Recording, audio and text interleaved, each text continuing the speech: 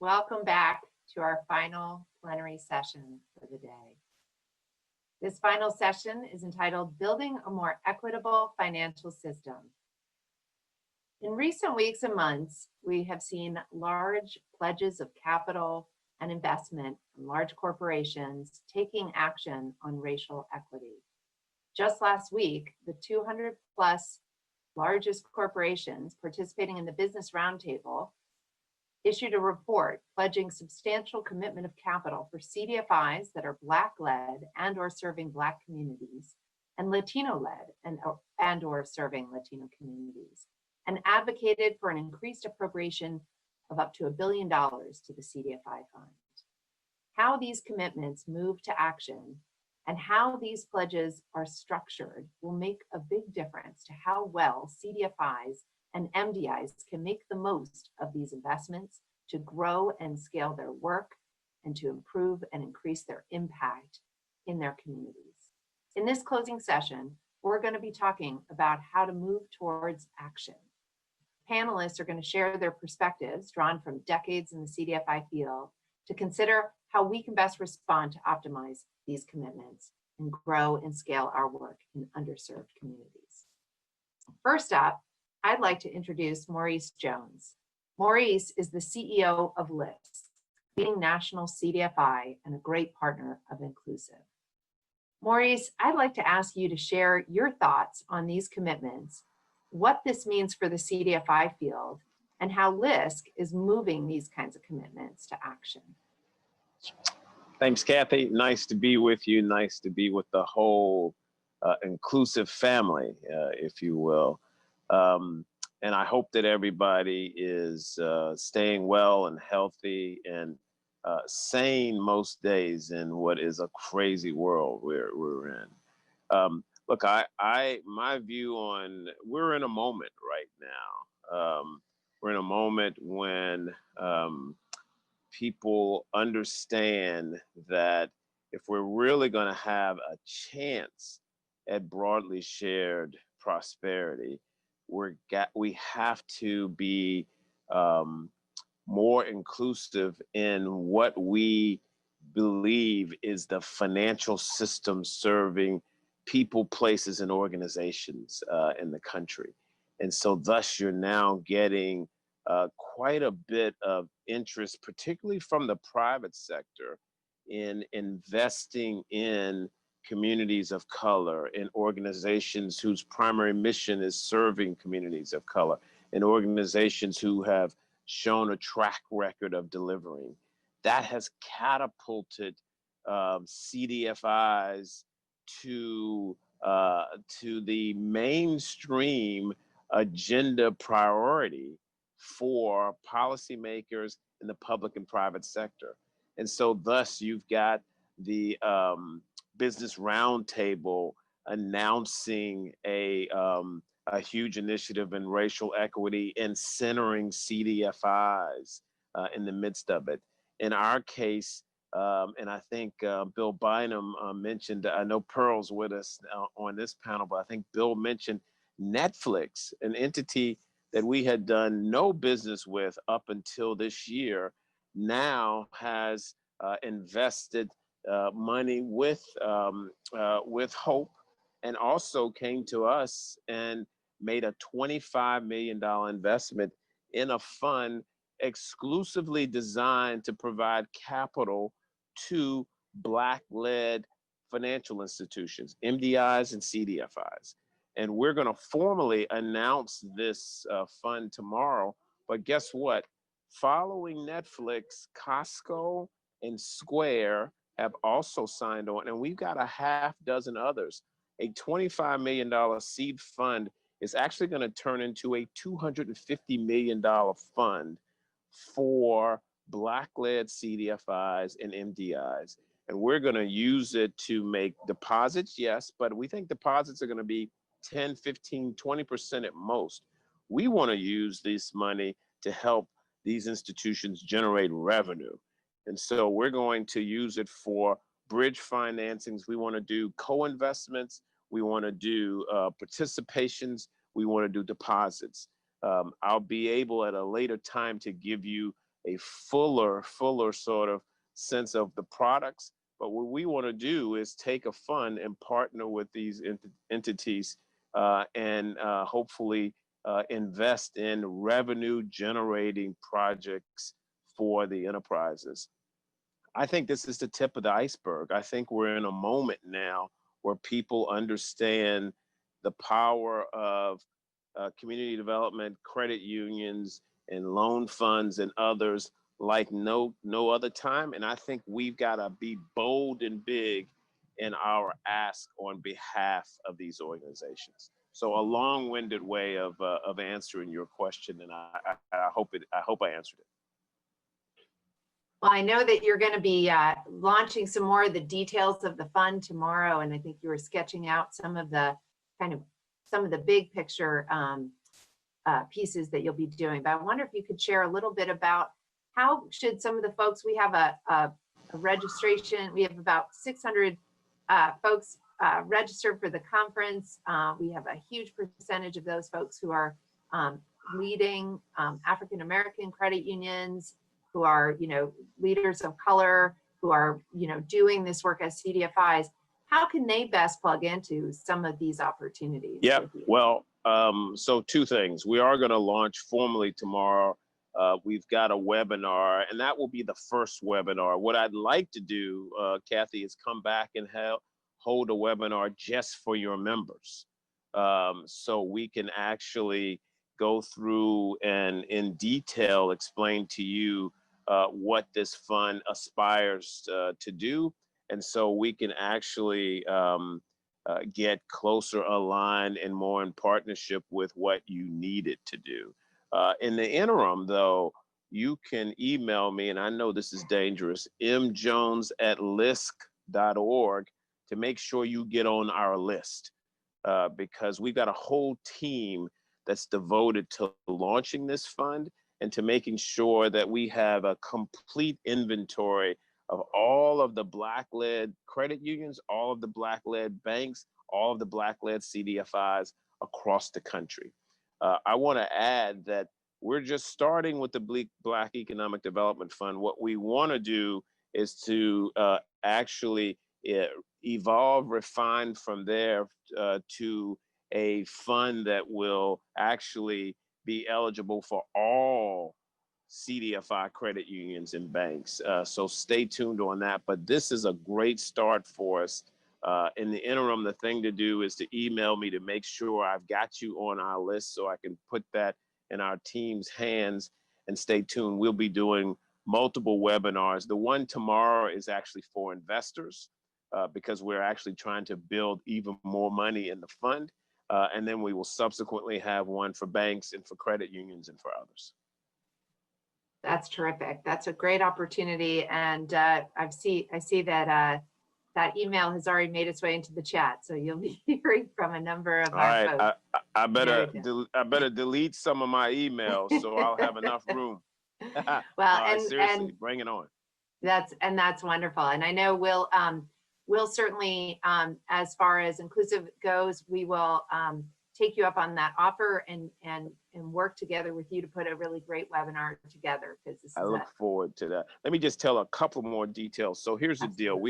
We think it's going to be, in the end, we'll launch with a little over 100 million and it'll grow to 250 million.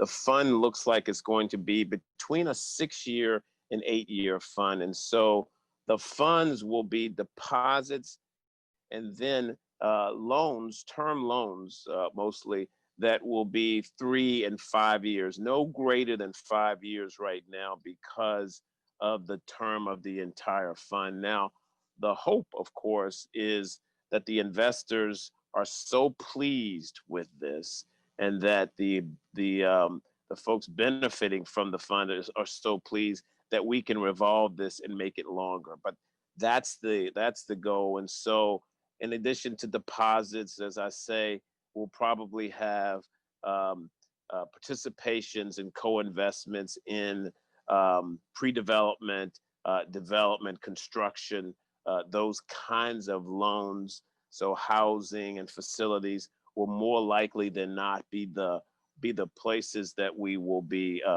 using this in addition to deposits. Terrific. And thank you so much, Maurice. I know you're going to have to leave us at 5 for another meeting. I apologize for that. Yes, I do have to go, but I'll be back if you have me. Absolutely, we'll have you back, and thank you so much for that. I encourage you to stay on the line for as long as you can.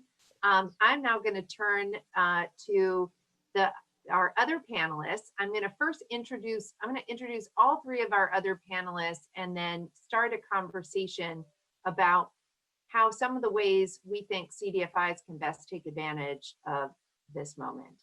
So first up, we've got Dr. Michael Swack. Michael Swack is the director of the Center for Impact Finance at the Carsey Institute for Public Policy at the University of New Hampshire. And Michael has been a terrific partner with us, and in fact, together with Inclusiv, helped us launch the Center for Resiliency and Clean Energy and the Solar Finance Training Program that you've heard so much about today. Next on our panel is Louise Pasteur, and Louise is the president and CEO of Latino Community Credit Union. He's going to tell us a little bit about their story and some of the ways in which they're using capital to fuel their growth. And then we have Pearl Wicks, the executive vice president and COO of Hope Credit Union. And Pearl's going to dig in a bit more on some of the themes of these themes as well as some of the themes that Bill Bynum raised this morning. So first, let me turn to you, Michael. Tell me, Michael, I'm going to ask you to share a little bit from, you delivered some testimony recently to the CDFI Fund Advisory Board. And in that testimony, you talked about what CDFIs need most to make commitments of capital meaningful and relevant, and how ideally these various pledges will move to action in a way that is most helpful to CDFIs. I wonder if you could share some of those thoughts with our folks.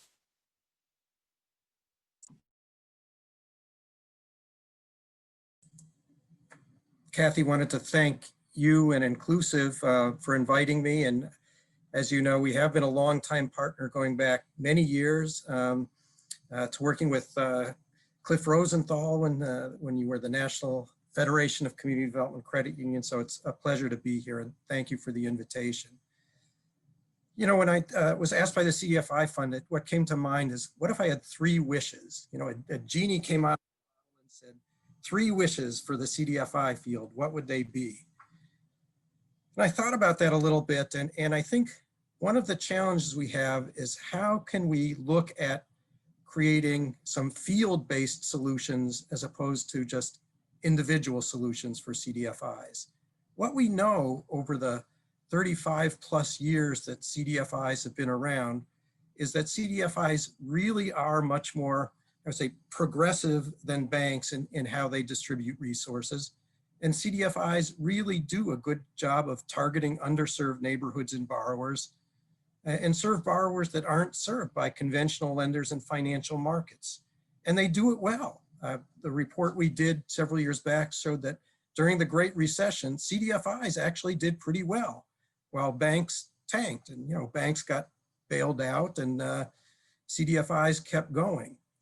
But we still represent a really small part of the market, and we tend to think in the smaller units. And so I would challenge us to think bigger.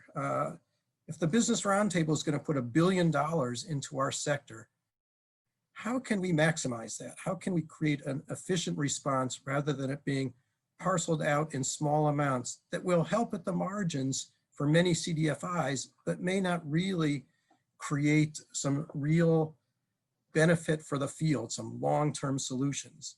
So if I had 3 wishes, those 3 wishes, and I'll make them quick. One would be to think about infrastructure of the field. You know, a number of years ago, Kirsten Moy, who was the very first director of the CDFI Fund back in 1994 when it was first created, she wrote that an industry of small place-based institutions with limited resources cannot be expected to scale up solely through the growth of individual organizations. The CDFI industry is composed primarily of small-scale organizations, still true, with only a handful that have grown large enough in size to exert their influence on local or regional markets. She went on to say that if the CDFI industry is going to pursue scale, the industry structure becomes more important to that process. Paying attention to scaling efforts in the industry level would support greater delivery of product and thus impact. And by focusing the field on investments in standards and infrastructure, we can grow the whole field as a whole. That's actually more true today than it was when she wrote it 15 years ago. And also more true that we can do something about it today because of the increase in technology. An example I frequently cite in a sort of parallel universe of ours, but similar in many ways, is the pipeline that's created and a platform that was created by CCA Global Partners to serve childcare centers. This is an idea that they had just 8 years ago where they saw, here, the problem with childcare centers, and think about it, the parallels to CDFIs are very close.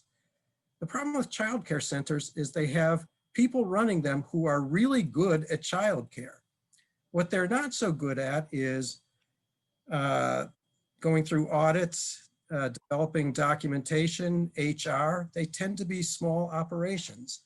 CCA Global Partners built this childcare platform, which now has 25,000 childcare centers, increases the efficiency of those organizations, standardizes the way they do accounting, HR, job descriptions, all the sorts of things that take a lot of the leader's time that have nothing to do with childcare. And we see the same thing in many, particularly small credit unions. You have 3 or 4 people often running the only financial intermediary that serves the community. And they always say, I wish we could spend more time originating loans and less time, raising money and writing job descriptions and doing HR and spending time with our auditor, which is always horrible, and dealing with the regulators. Let's standardize some of this. Let's work with some tech companies. Let's use some of that money to create something that benefits all. Wish number 2, let's build equity. What if we get some of these companies with big balance sheets to invest equity in us, to actually create more secondary capital? And one of the things that we've seen with credit unions, and actually all types of CDFIs, is many are capital constrained. They can't grow bigger unless they grow more equity, and we're just too dependent on the CDFI fund. As you know, Cathie, we have a project now where our center is currently working with 10 CDFIs and several potential investors to develop a basic model that would attract equity investments to CDFIs, starting with loan funds, but also looking at banks and credit unions to provide new types of equity to help grow the field. My third wish is on the debt side. And what we all know is that we're looking for more long-term fixed rate affordable capital. Now, which one of us isn't frustrated by the Federal Home Loan Bank program that admits CDFIs and then has restrictions that are so onerous that none of us can really use their low cost, long-term fixed rate money to originate mortgages? Why? Because the collateral requirements are too restrictive. And second of all, they continue to underwrite to a standard that shows they don't understand what we do. But what if some of the Business Roundtable members would pledge assets so that CDFIs actually could access the low-cost, long-term, fixed-rate financing that's provided to the members of the Federal Home Loan Bank? What we've seen is CDFIs, a handful of them ended up joining the Federal Home Loan Bank, which created a special category for CDFIs. Hardly any of them, I'm actually not aware of any of them that are able to access the money on the terms that they'd hoped they could. So could the Business Roundtable provide assistance in pledging assets to access those markets by actually giving us access to an existing capital market that could serve our members, but in fact doesn't? That would be my third wish.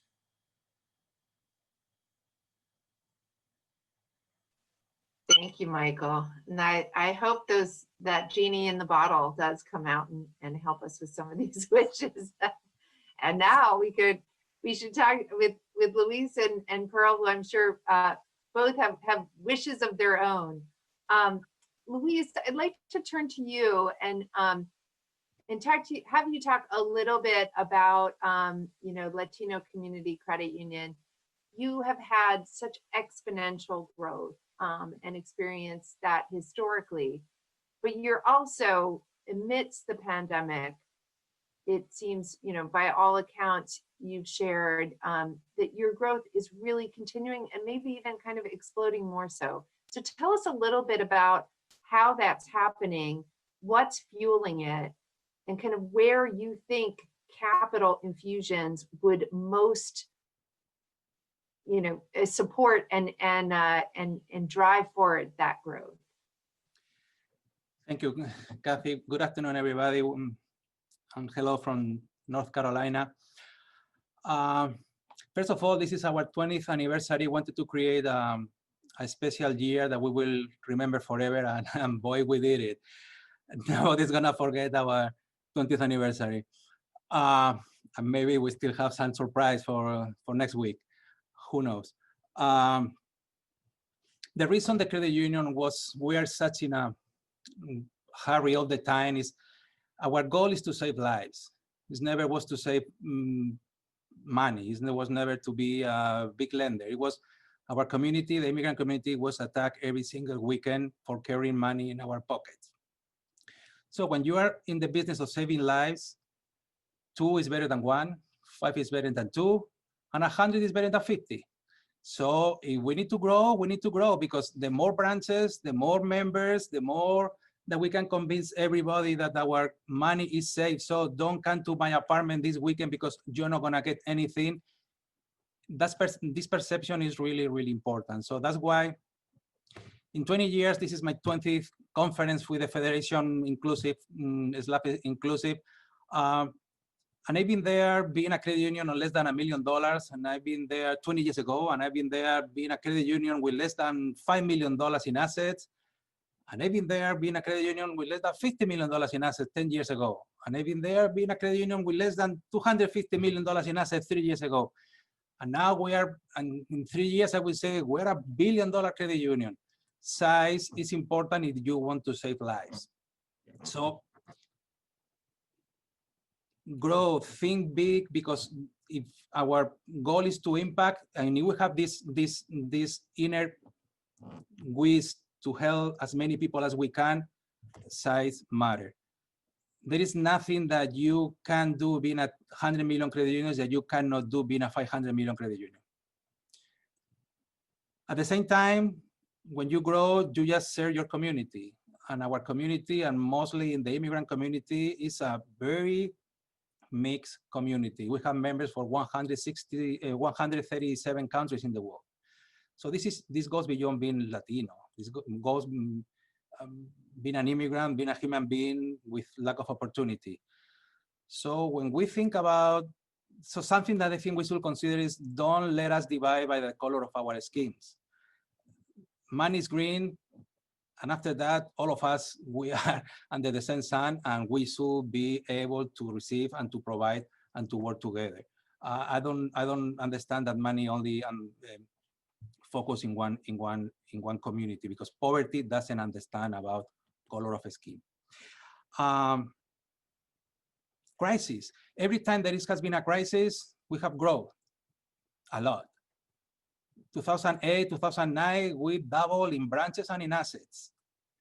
And with the recovery, we keep expanding. 2016, for many people, maybe there was nothing, but for us as an immigrant community, 2016 was a difficult year. And when people feel scared, you go to the place that you feel that is more secure.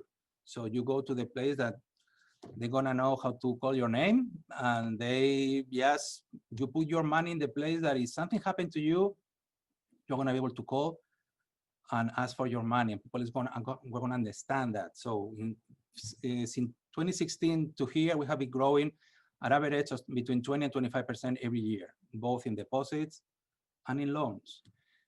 2020, we start with an expectation of a big growth based on 2019 experience. And there was a pandemic. And what we decide is we're part of this community. So if our community has fear, we need to combat fear. And fear is, here we are. If we're a community that is not included in any federal unemployment support or $1,200 checks coming to our mailboxes because we don't qualify. We pay taxes, but we don't receive contributions back. So the credit union need to play this role. And when I say the credit union, is the community playing this role. It's all of us lending money to each other. Our delinquency today is lower than it was in February. After giving a 10% of our portfolio was extended at some point. And now every single person has paid back. North Carolina, in our county, in Durham County, 55% of all the cases of coronavirus has been with members of the Latino community. We're only 14% of the population, but 55% of the cases, because we need to keep working, because nobody's gonna give us free lunch. But you know what? The credit union was there, open every single day to provide these loans, these services. The brave employees of our credit union, they were there every single day. We left fear at home and we just came here to help our community. And people understand that. Our community understand that they are not gonna be ignored once more. So another huge year of growth. We have grown more than $70 million in deposits from our members.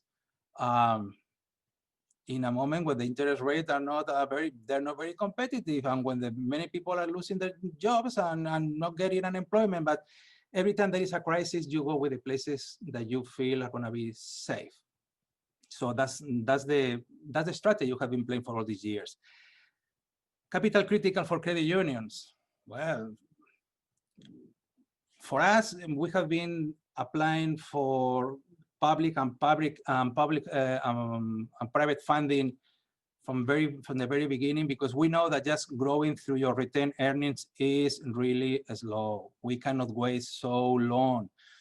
And if you want to grow, you need to inject capital, equity in some way. So every time that we apply for the CDFI grant, that we don't get it every year, but we apply it every year, it's for equity. Equity is key, and equity is everything. Capital is everything. So the critical money, capital, as much as you can. This is not limit there. The second, it will be, for us, it will be a long-term deposit. You have capital, you have deposit. I will learn how to make loans. Secondary capital, this is affordable, this is cheap, that's great. If not, thank you. I'm not gonna pay a high price, an overprice for 35 intermediaries to take credit or something that at the end of the day, in 5 years, you need to start returning the money. And if you cannot make any of these things, just make up a short-term deposit. And even if you cannot make the short-term deposit because you don't have, became a member. Because I think that sometimes we just look around or what the industry, what the system can do for us, but we need to understand that we need to put our money where our mouth is. Each one of us, as employees, as members, as leaders, let's decide that this is the place, this is the movement, because this is not an industry. I keep hearing the industry. I don't work for an industry.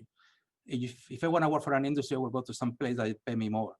This is a movement. This is a mission that we're following. If you don't follow a mission, you're in the wrong place. Or maybe that's why this is the consequence of your job. So this passion that you need to have, passion is contagious. So if we have this passion, if we push for our surrounding people to believe the same, to see the reality, to see that we are really changing the world one person, one by one, that will help for everybody. But we need to put our money where our mouth is. If not, what are we doing here? That is exactly right, and I think both to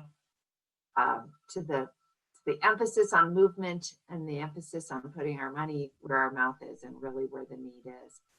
I'm going to turn it over to you, Pearl. You know, as the Executive Vice President and Chief Operating Officer, you've really been the one to oversee this equally tremendous growth that Hope Credit Union has had in recent years. You've expanded into new areas. You've been serving diverse communities. Can you tell us a little bit about the Hope story and the role that capital has played for you in kind of sustaining and managing that growth? Yes, Cathie, and hello, everybody. Thank you, Cathie, and the Inclusiv team for having me on this panel and for putting together this virtual conference as we are all experiencing so many challenges right now in the adjusted operations that we're having to manage in. So thank you for doing that. And yes, I would love to talk about Hope's story and our growth. Capital has always played a pivotal role in our growth and expansion, and I'll talk to you about a couple of pivotal moments that have happened in the credit union over the years. In 2002, the membership voted to make the Enterprise Corporation of the Delta the credit union's primary sponsor. So it was a strategic leveraging of capital that made that transaction possible. Enterprise Corporation of the Delta, which is now Hope Enterprise Corporation, was a small business loan fund, a CDFI, focused on bridging the capital gap in the Mississippi Delta. ECD had built up an incredible back office, infrastructure, staff, technology, but it was a loan fund. And so the strategy of borrowing money to lend money did have its limits. Hope Credit Union, depository, and this feature had incredible potential, but it also had limited back office capacity. So at this time, the credit union was able to offer savings accounts and consumer loans, which was very small, 2.3 million in assets. Through the New Markets Tax Credit Program, ECD secured an allocation of tax credits and lined up investors from banks, casinos, and regional electric utility company to purchase the tax credits. The funds were then used to make a secondary capital loan to Hope Credit Union. And with that capital in place, we were then able to go out and raise deposits. And so by 2004, we were a $22 million credit union. So this strategic alignment of the CDFI loan fund and the community development credit union brought additional personnel, assistance to the credit union, and most importantly, capital to grow.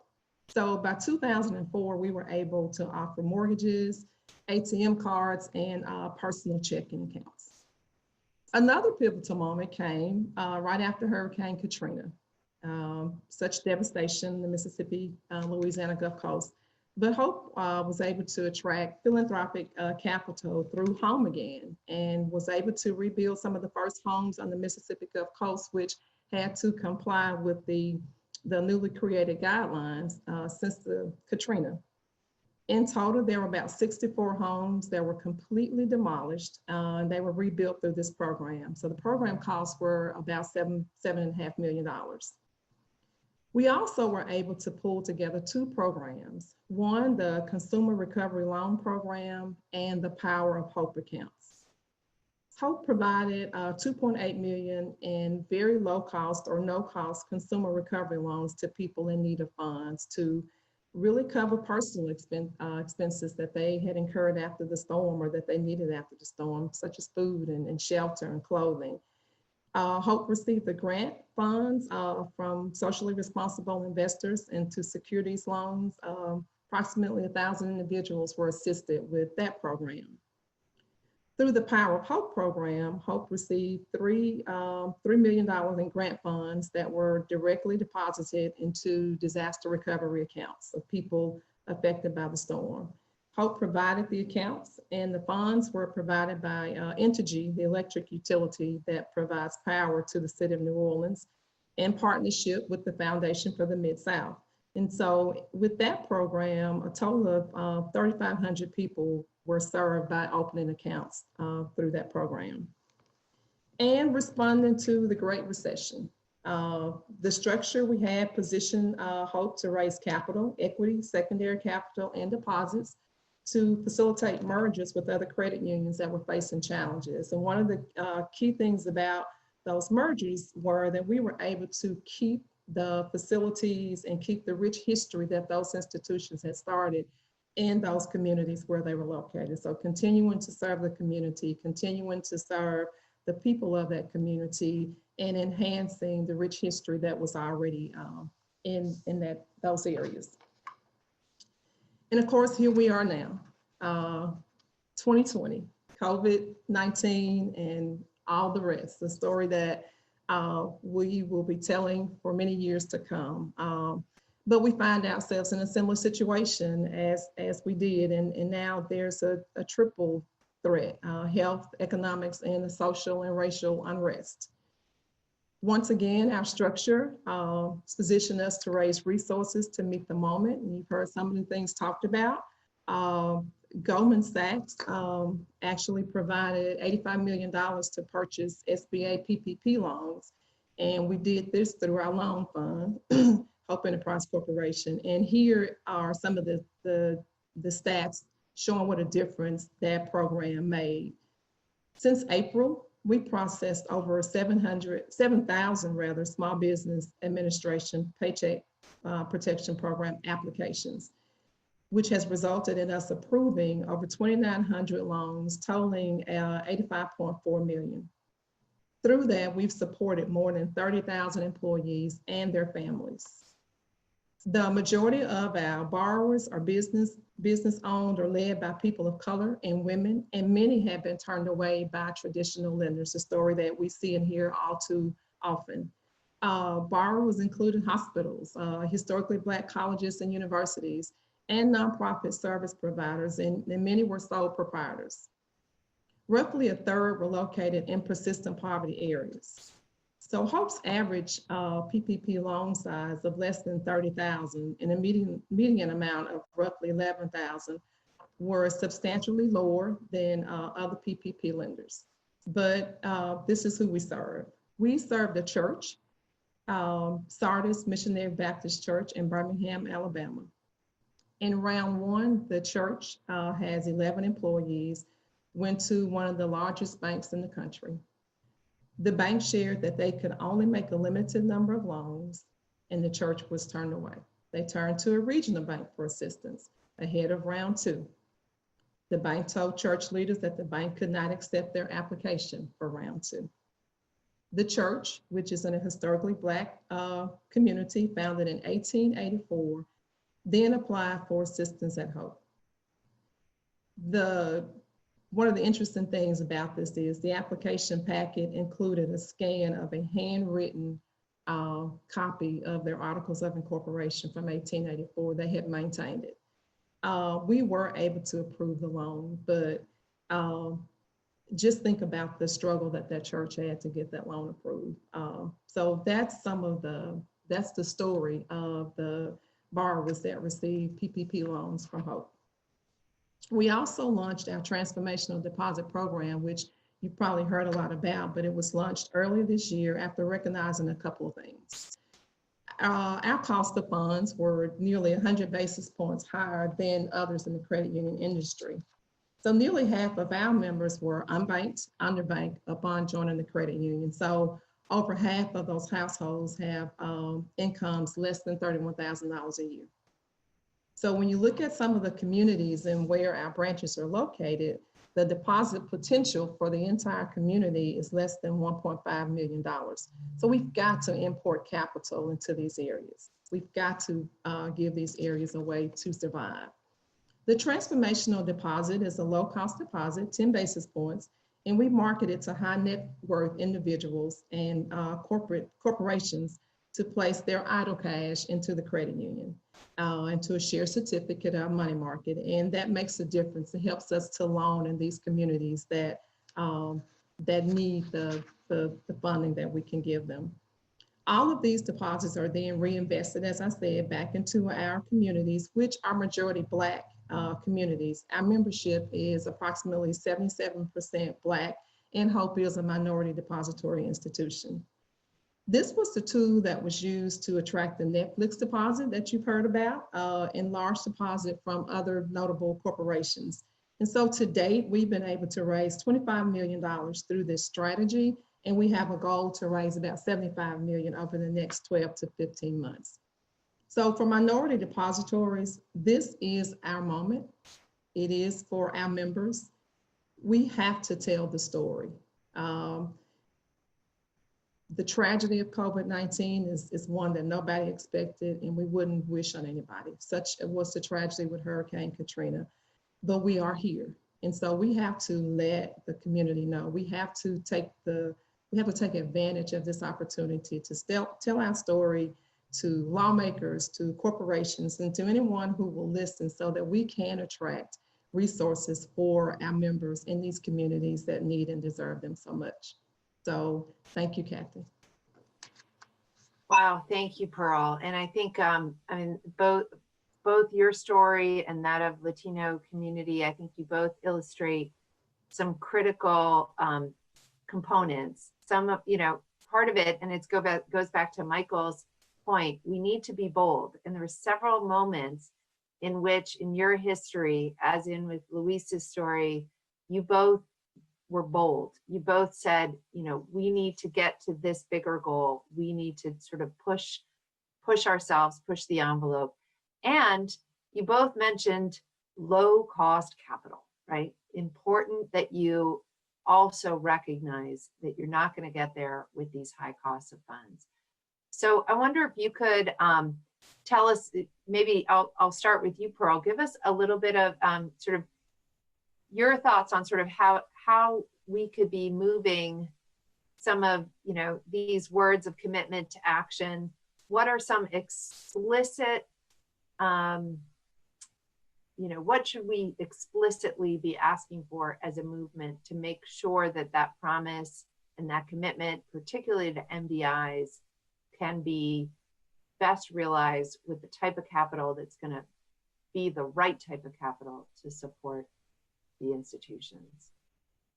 Cathie, and the first thing you said is ask, and that's the one key important component of this work. We have to ask. We have to continue to ask for capital. We have to ask for policy and laws that are going to help sustain our community. So as a movement, the community development credit unions and minority depository credit unions, one luxury we don't have is to be quiet and not to be engaged in advocacy. Our HOPE has 3 goals, our Policy Institute, of our policy work. And one is to increase investment in Deep South communities. We serve in the Deep South, 5 states in the Deep South. Increase financial inclusion in Deep South communities, and really amplify the voices of our members. They would not have a seat at the table if it were not for us, and being on the policy front line and taking their stories to really communicate where the needs are. So those are 3 policy and advocacy goals that we have. And I know that these goals resonate with all of us in this industry. When we talk about policy and advocacy, we don't just limit our focus to public policy or government institutions. We include efforts that change the behavior of private institutions and that make our work necessary in the first place. Since March, there have been multiple bills drafted in Congress for CDFIs and MDIs. In the absence of advocacy by Inclusiv and other CDCUs, credit unions were at risk of being left out, notably MDI banks, and always at the table. Advocacy also includes accountability. Recently, significant damage was done to the Community Reinvestment Act. No secret to anybody on this call, by the current administration. The Federal Reserve responded by creating an opportunity to fix the damage. And so we have to weigh in, we must weigh in. Our members must be represented by us by having a seat at the table. I think that that's the one thing that I will say. We are effective when we work together. We've got to be in the conversation. We have to keep asking. We have to keep being bold. We have to keep showing up, and we have to have conversations, and we have to pick them up and keep them moving.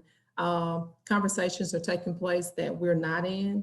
And if we're not there, our members are not there, and resources for our members are not there. So we will have to leave an imprint. There is way too much at stake for us to be silent. So I'll say again, we have to keep asking, and that ask may change from day to day, but we've got to keep asking. We've got to keep being at the table. We have to keep representing people that will not otherwise be represented if we don't speak for them. That's so critical, and that's such a great point. Thank you for driving that home. Louise, so I'd like to ask you the same question. What advice would you have for us at this moment to make the most of it? I agree with Pearl. We are very, very bad telling our own story. We are very shy. We don't know how to show to the rest of the world. We don't know how to ask for help. So this is something that we need to learn. I think the second advice will be, I will invite every single CEO to spend 5 minutes a year, January 2nd, sitting there and say, am I the right person to run this institution one more year? Do I have the vision? Do I see the potential of my institution and the people? Do I understand the need of my community? I spend 5 minutes thinking about that.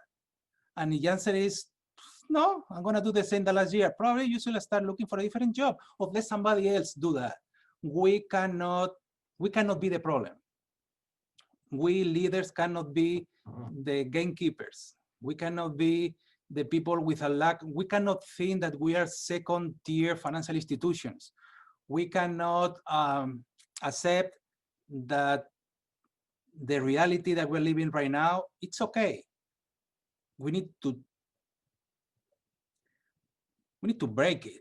We need to demonstrate that people is more important than money. Individuals, we should just be able to think in the benefit of the community that's around us. And if we are not that person, we need to decide, probably we should go to work for a second-tier institution, which is called a bank. And we need to get into action. We need to understand where do we believe. We need to be able to understand that as credit unions, we can really work together. We can complement each other. And we cannot be shy. We are in the right path of economic development. We are the institution, but we as individuals cannot be the problem. We cannot be with the individuals with lack of vision. If we're this person, we need to go to the second-tier finance institution. Thank you. And now, Michael, I'd like to ask you the same question. What advice would you have to the group? I think both Pearl and Louise gave really good advice to the group. Pearl, in terms of her points around policies and laws and how important it is that we stay involved, and Louise in terms of building equity and growing the field. I would push us back to the idea, though, of how we think of ourselves as the field, because unfortunately, within our field, Louise and Pearl represent institutions that are the exception rather than the rule. That is, that they have been able to grow very quickly, become substantial institutions that impact their community. The problem is that the vast majority of CDFIs and CDCUs have not done that, and there's no clear path to necessarily doing that. For if we could set a goal and say, let's have what could we do to make 10 more credit unions, put them on the same path as Latino credit union over the last 10 years. It's difficult. And I think that's why we need to begin to look at more institutional problems. Louise still says, I need low cost, long-term capital. Deposits are okay, but it's not the solution. Again, I'd go back, if the Business Roundtable is an opportunity, ask them to pledge $20 billion in guarantees. And let's look at our record.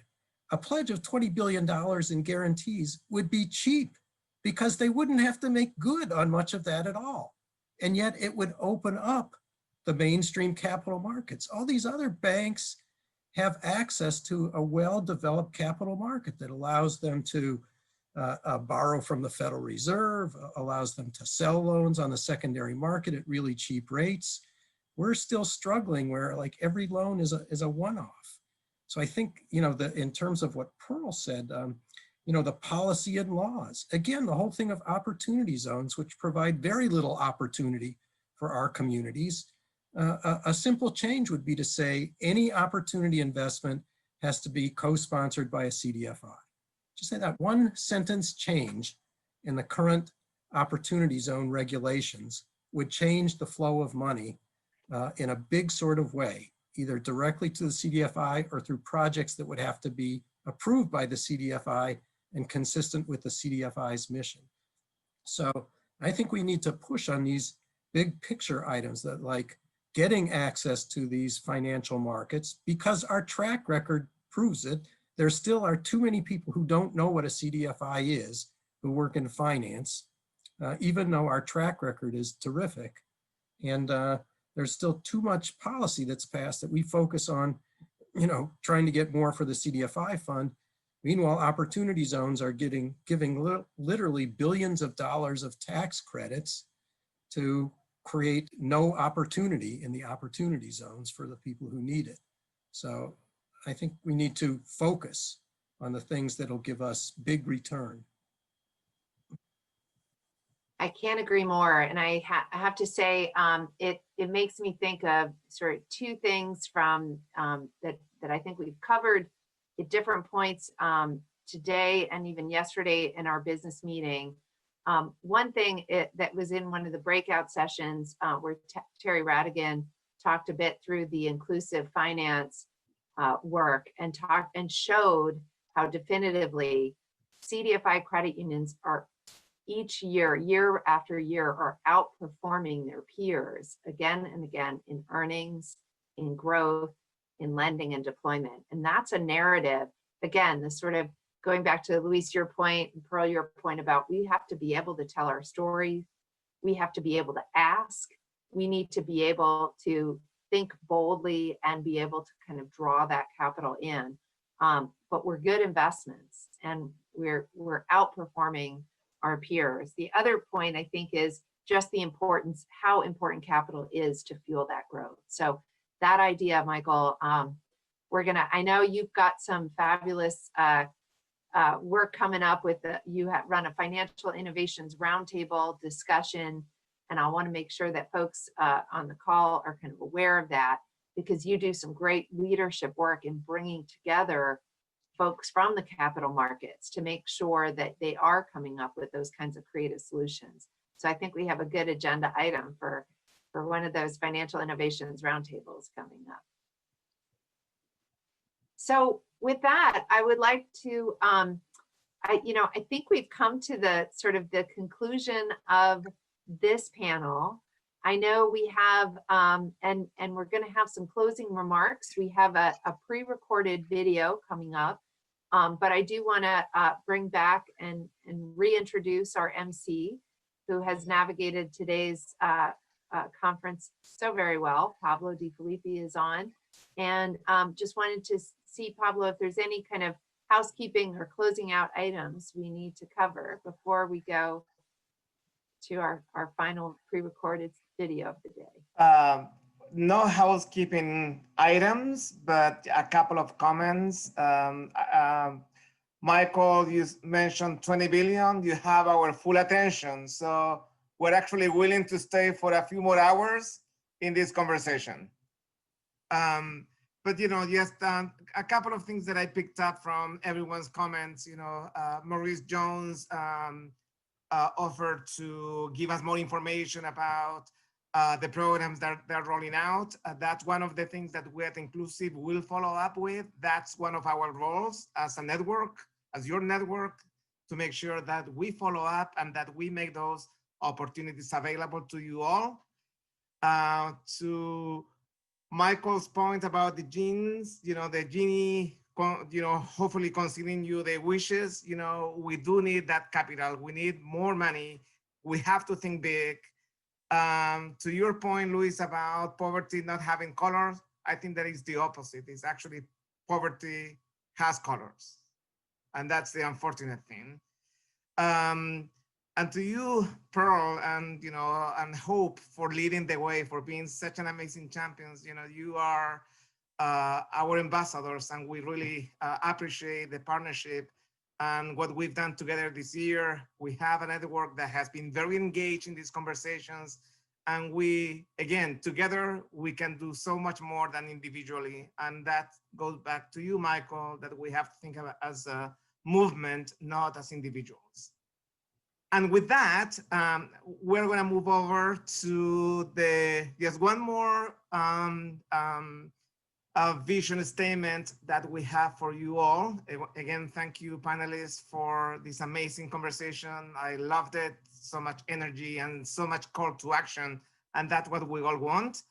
And, following this same theme, we're going to show now a video from Ruby Alvarez, who's on the board of the National Association of Latino Credit Unions and Professionals, who's sharing her view of what's to come for our movement.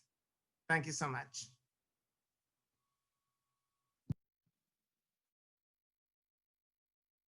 Hello, my name is Ruby Alvarez, Assistant Vice President of Community Development at GECU in El Paso, Texas, and NALCO board member. El Paso, Texas is a unique city with a demographic that is distinctive and predominantly Hispanic, much like any city along the Texas-Mexico border. Our city and our credit union embraces diversity. After all, our credit union was founded by one of the credit union movement founders and pioneers, R.C. Morgan. And our CEO always keeps the people helping people philosophy at the forefront of our mission. I understand and often hear that some Latino leaders still experience professional prejudices across our great nation. These leaders must understand their community can serve both as advocates and invaluable assets to the diversity of the credit union movement. We can use our deep knowledge of financial services and asset building models and in turn relay the importance of each our communities in a way that will be thoughtful, positive, and productive. Since its establishment in 2004, the National Association of Latino Credit Unions and Professionals has been promoting, empowering, and supporting Latino leadership within the credit union industry. Along with the African American Credit Union Coalition and Inclusiv, NALCUP has played a historic role representing minorities within the movement.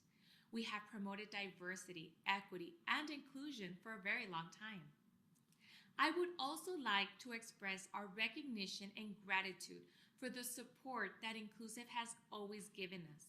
Our journey goes back to 1999 when a group of Latino leaders began collaborating with Inclusiv, then known as the National Federation of Community Development Credit Unions, to organize a series of Latino credit union conferences to create awareness about the needs and opportunities to growing Hispanic community represented for our industry.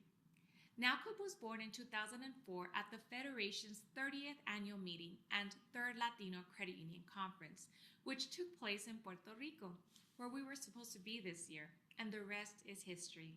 We set out to organize many more Latino credit union conferences and then came together to support the expansion of the Juntos Avanzamos program, an initiative that was born in Texas, where many of the NALCUP members are.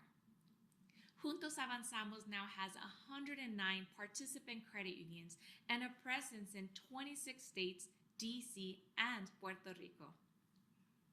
We're proud of this historic connection and mission alignment between our organizations.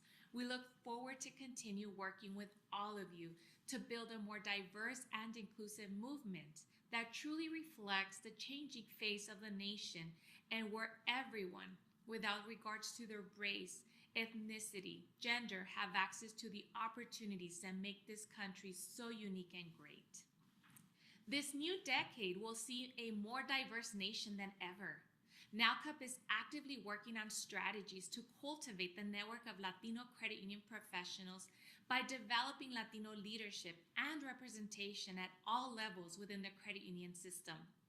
With this in mind, we should focus our energy on raising up the next generation of Latinos and actively create opportunities for them within the credit unions through internships, volunteerism, and opportunities to network with mentors and like-minded individuals confident in the promotion of Latino leadership as a vital asset to reaching this influential demographic. Juntos avanzamos. Gracias. Well, thank you so much, Ruby, for those remarks. You know, we at Inclusiv are so proud of this partnership.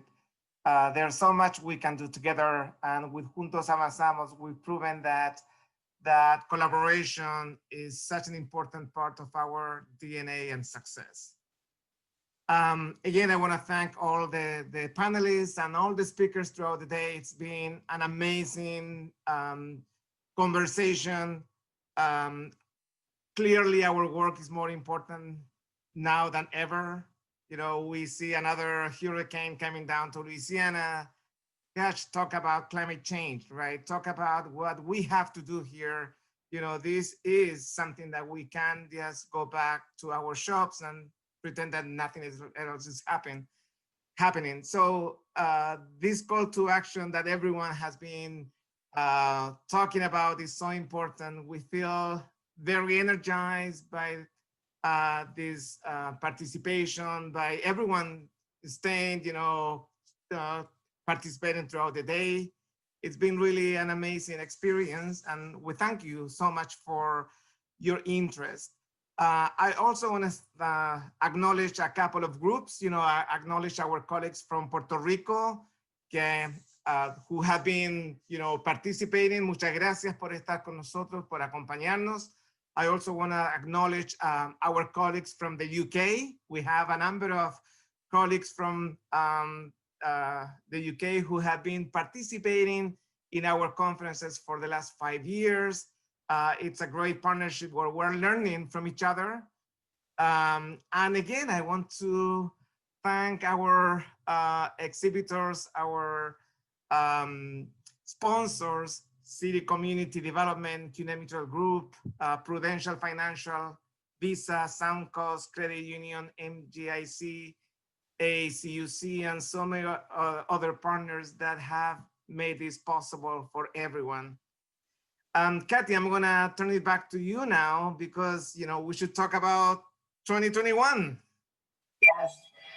So I see in the chat box, you know, how people are both talking about how fabulous the panelists were and how much they got out of it and how inspired they were. And I also want to echo your thanks, Pablo, to all the speakers in all of the sessions. I managed to go to almost every breakout session and participate and see every single panel. And I really am just so grateful. So 2021, we are most likely on track to remain in a virtual conference mode. We do not know where we will be, and so we want to take, you know, be sure that we're taking extra precautions. We will be returning our conference back to the spring, so look out for that. We're going to be coming up, sharing the dates with you very soon. And we're going to be designing another virtual event for 2021 with the plan to do our 2022 conference in person in the spring in Puerto Rico. So we are so excited. We were so disappointed to not be able to be with our colleagues in Puerto Rico this year. They were planning an amazing event. So we know that's going to be even made more amazing because we have another year and a half to really continue with the planning of that.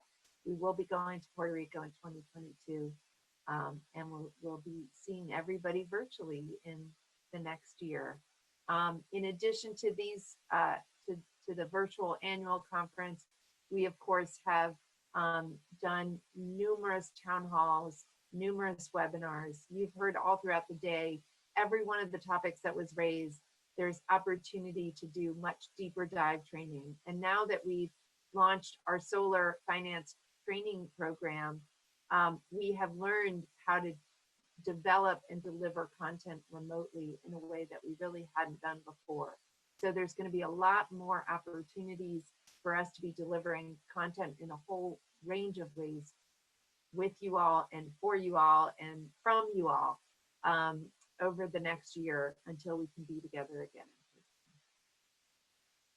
I want to thank everybody for this truly wonderful event, and thank you all the participants with your fabulous chats and your excitement, and all the positive feedback we've been getting. We do want to encourage everybody to go ahead and fill out the conference survey so that we do know what worked and what didn't. We're still very much learning about how to make this work. So we do want to encourage you to share all kinds of recommendations for how we can make this a better event in the future. And with that, thank you so much. Stay safe, stay healthy, and we'll see you soon.